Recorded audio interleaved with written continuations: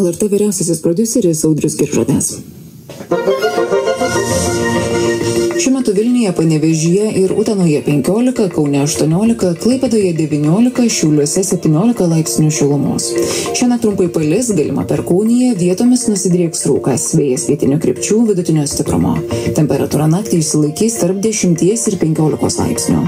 Rytoj dieną taip pat daug kur numatomi trumpi lietus, vietomis galima perkūnija, vėjas bus pietinių krypčių vidutinio stiprumo, temperatūra dieną bus tarp 19 ir 24 laipsnių. 6 valandos 12 minučių.